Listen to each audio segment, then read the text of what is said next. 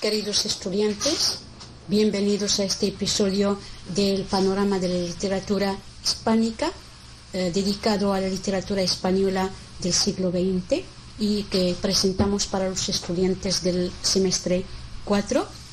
Esta exposición irá dividida en dos partes. Una parte que concierne la literatura española antes de la Guerra Civil y una segunda dedicada a la literatura española posterior a la Guerra Civil. La literatura española del siglo XX es una perfecta combinación de contrastes. Si las primeras 3 décadas conocieron un gran florecimiento al dejarse influenciar por las tendencias europeas y exteriores en general, el resto del siglo fue caracterizado por el aislamiento a partir de la Guerra Civil. Las 3 primeras décadas se conocen como la Edad de Plata.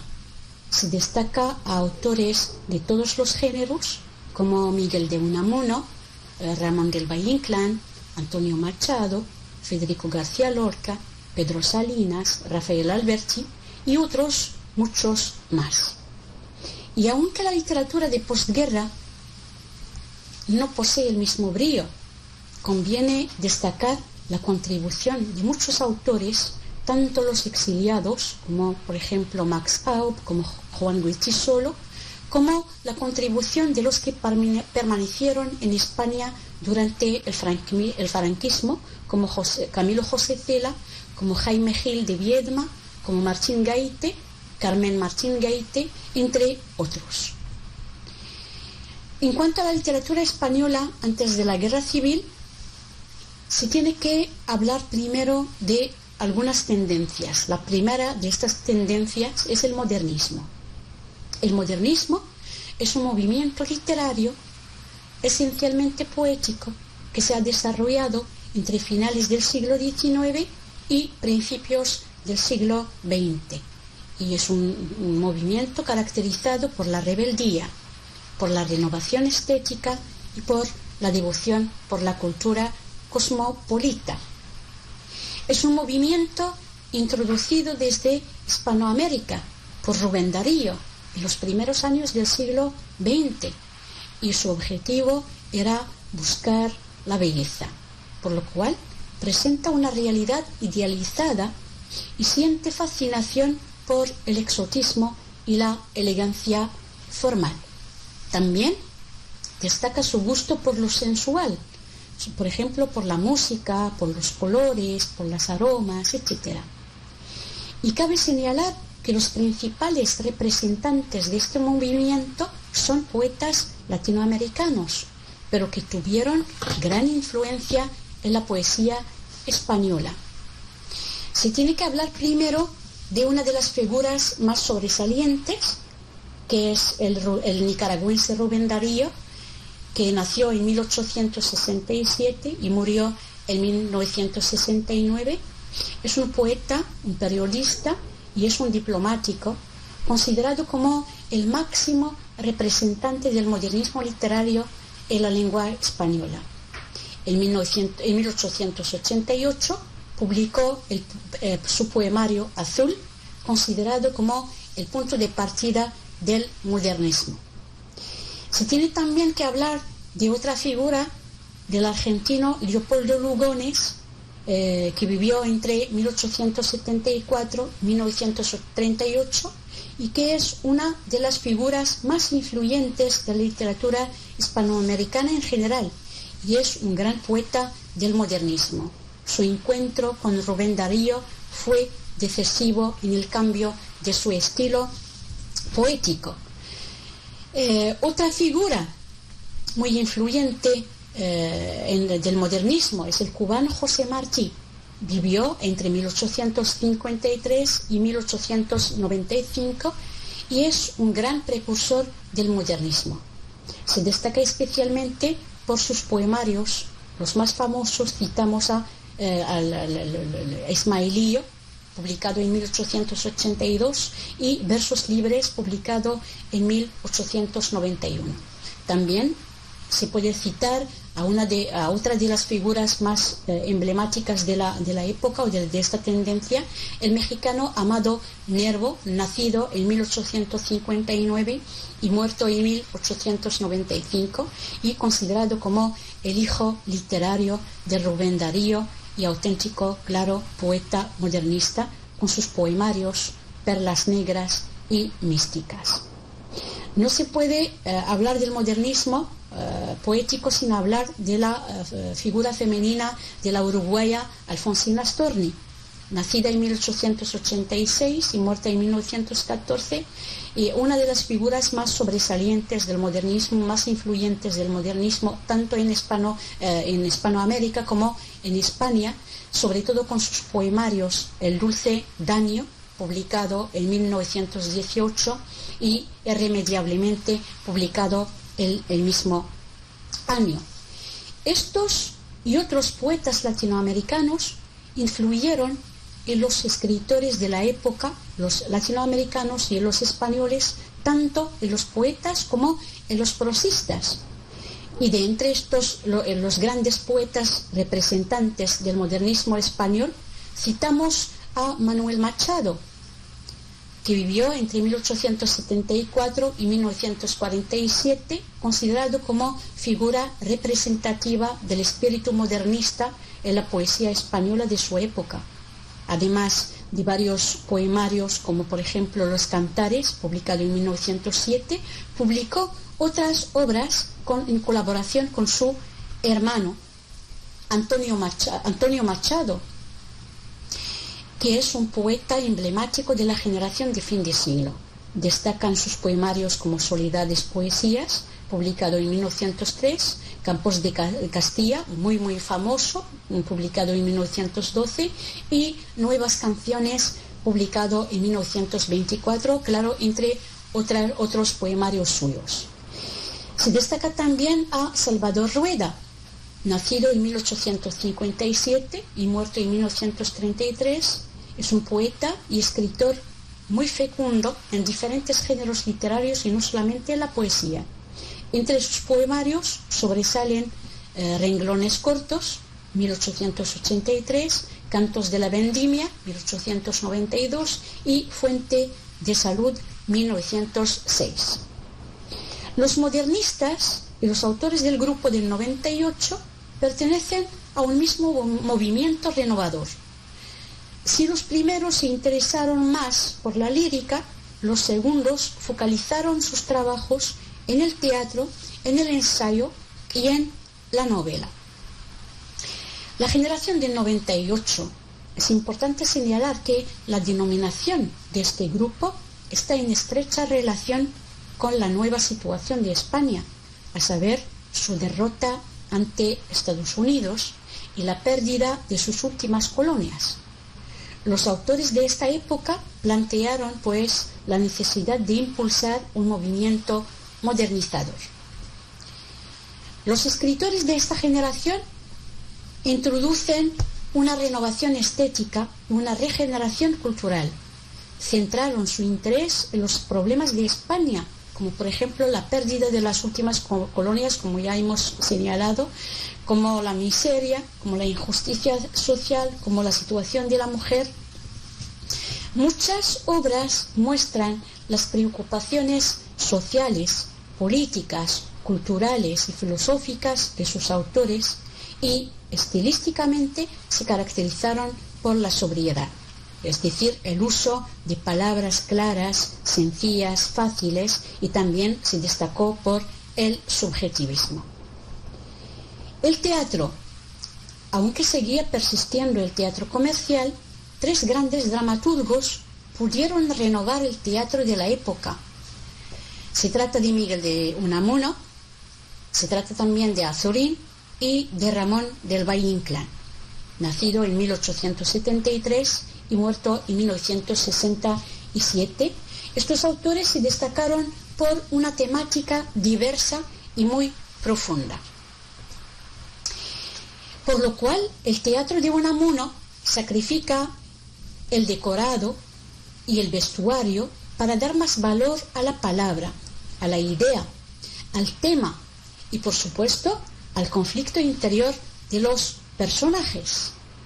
En José Martínez Ruiz, conocido más como Azorín, se recurre más a lo simbólico para plantear temas como la felicidad, la muerte, el tiempo y otros temas, sobre todo filosóficos. De sus obras podemos citar Angélica y Lo invisible.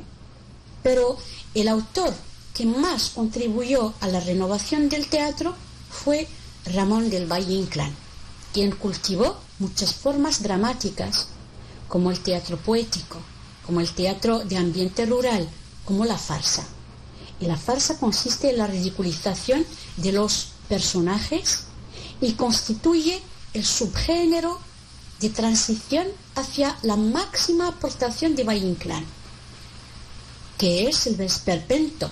El esperpento consiste en la deformación tanto de los personajes como de las situaciones y ambientes.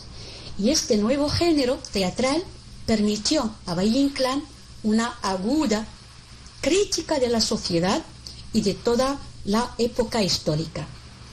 Una de sus obras más famosas podemos citar Luces de Bohemia. En cuanto al ensayo, el deseo de renovación literaria hizo del ensayo uno de los géneros más privilegiados por los autores, por los escritores novecentistas. ¿Por qué? Porque es la forma más directa y más clara para expresar sus apreciaciones y sus críticas relacionadas con los acontecimientos de la época, y también porque es el vehículo idóneo para transmitir su ideología. De entre las grandes figuras que cultivaron este género, citamos a Miguel de Unamuno, a Azorín mismo, a Ramiro de Maeztu y sobre todo a Ortega y Gasset. En cuanto a la novela, el género novelesco se dejará influir por la intelectualidad del movimiento. Combinará entre los recursos expresivos y la actitud crítica.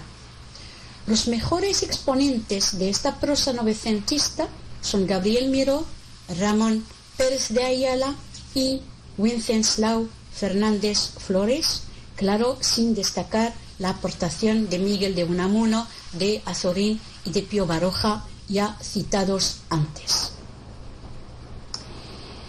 Gabriel Miró, nacido en 1879, muerto en 1930, cuando ganó en 1908 el primer premio de novela organizado por El Cuento Semanal, adquirió rápidamente la fama de gran narrador y de gran estilista. Fue homenajeado por muchos escritores como Valle Inclán, como Pío Baroja, y alcanzó la madurez literaria con la publicación de su obra Las cerezas del cementerio, publicada en 1910.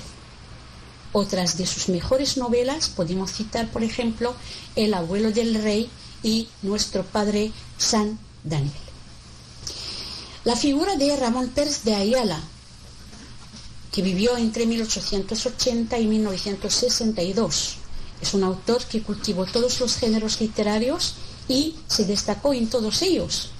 Su trayectoria novelística se divide en dos etapas. En la primera escribió la novela realista antes de pasar en la segunda etapa al simbolismo que caracterizó toda esta época. A la primera etapa pertenecen sus grandes obras como Tinieblas en las cumbres, que fue publicada en 1907, Sonreía, publicada en 1909, y Troteras y danzaderas, publicada en 1913. Wenceslao Fernández Flores, nacido en 1885 y muerto en 1964, publicó unas 40 novelas y libros de relatos de humor, caracterizados todos por un humor irónico, a veces cercano a lo fantástico, este aspecto que se vio después en las obras de Gabriel García Márquez, o cercano a lo que cultivó después Gabriel García Márquez. Las preocupaciones morales y el pesimismo del autor se manifiestan en casi todas sus novelas. Así, en El secreto de Barba Azul, obra publicada en 1923, se intenta demostrar que las pasiones mueven las acciones humanas, temática que se repite en muchas de sus obras, como por ejemplo en Las 7 columnas, novela publicada en 1926, en que los 7 pecados capitales se constituyen paradójicamente en los pilares de la sociedad. También se ironiza sobre la hipocresía social en su obra Relato inmoral,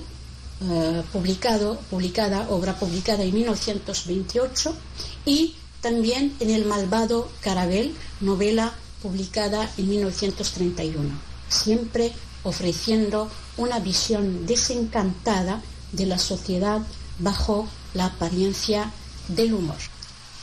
Otra tendencia muy conocida de esta época es la generación del 27. En la segunda década del siglo XX se unen en torno al homenaje del tercer centenario de Góngora un grupo de poetas con formación universitaria y con ideas políticas progresistas.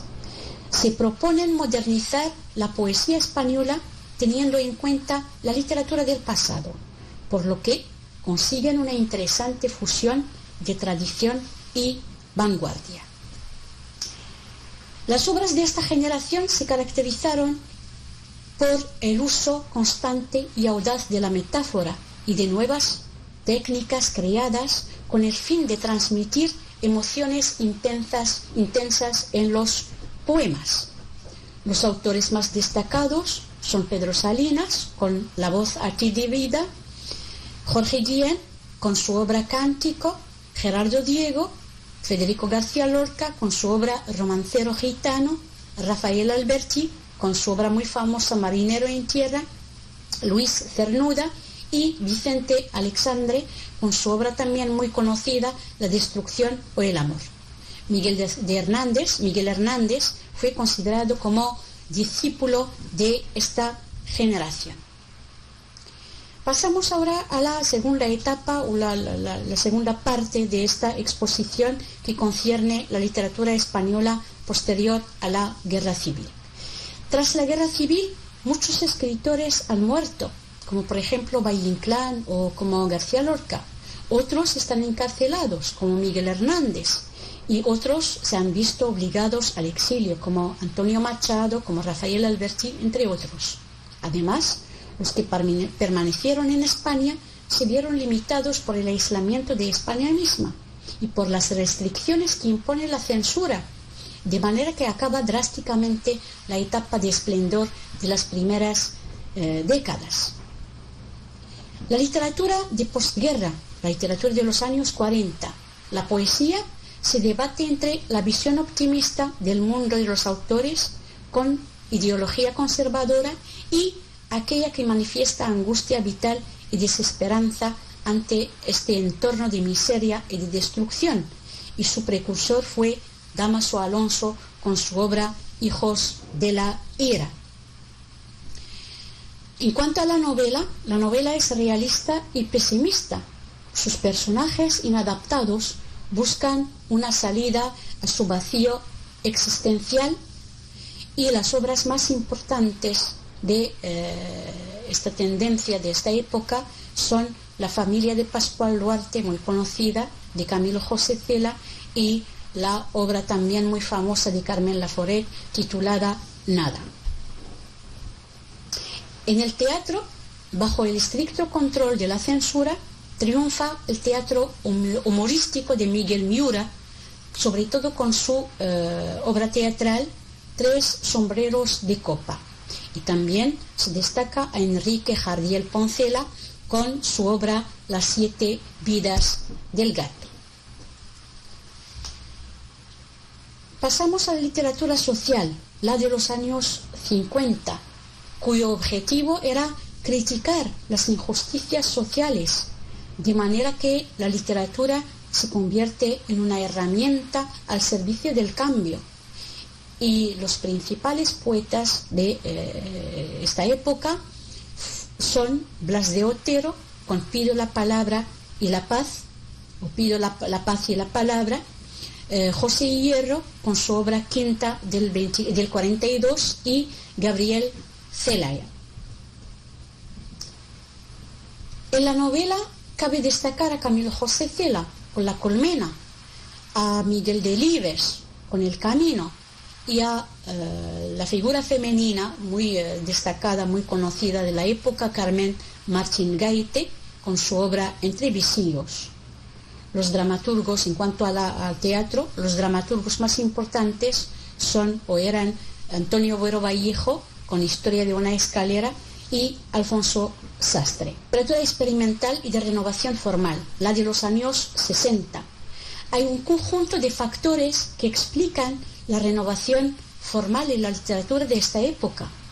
En primer lugar, la literatura social empieza a producir cierto cansancio, pues existe el convencimiento de que se pueden crear obras críticas sin renunciar a la calidad literaria o estética.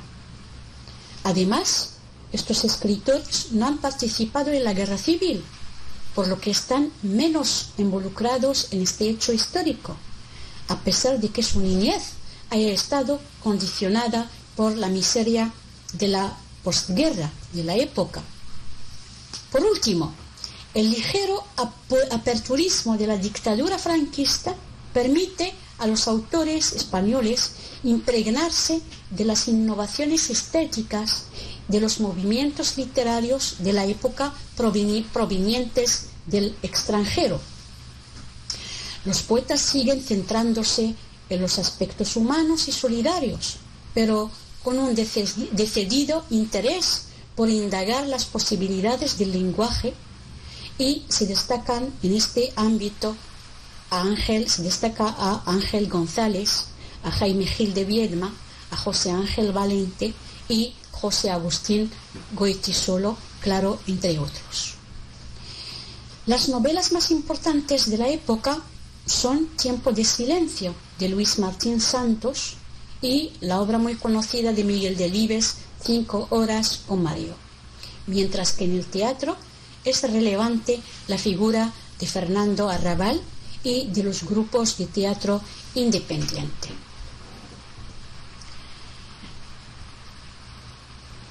La literatura desde 1975 hasta la actualidad. Destacan en la poesía los novísimos, que es un grupo que se ha definido como experimental, como esteticista y lúcido. Su rasgo esencial es el interés por los motivos culturales extranjeros. A partir de mediados de los 70, decae la estética de los novísimos y se produce una nueva poesía más intimista que rescata la continuidad con el pasado literario español. Las tendencias son muy variadas, pero la más representativa es la poesía de la experiencia de los autores como Luis García Montero y como el poeta Benítez Reyes. En los últimos años, en la novela española se ha producido un cierto cansancio del experimentalismo de los años 70. Por ello, las obras han optado por la recuperación de la intriga y del argumento, como puede observarse, por ejemplo, en la obra de Eduardo Mendoza titulada La verdad sobre el caso Savolta, publicada en 1988. No es posible hablar de grupos homogéneos de autores de la época, ya que apenas existen características comunes entre sus obras, pero en líneas generales se percibe una vuelta a la subjetividad en los temas. Se puede hablar de diferentes tipos de novelas, como la novela negra, como la novela histórica, como la novela testimonial, como la novela intimista, etc. En el teatro destacan grandes dramaturgos muy relevantes como Antonio Buero Vallejo, que ya hemos citado, como a Antonio Gala, Alfonso Sastre, José Luis Riaza, José Luis Alonso de Santos, entre otros. Este ha sido, queridos estudiantes, un breve panorama de la literatura del siglo XX. Les deseo mucha suerte. Gracias por su atención.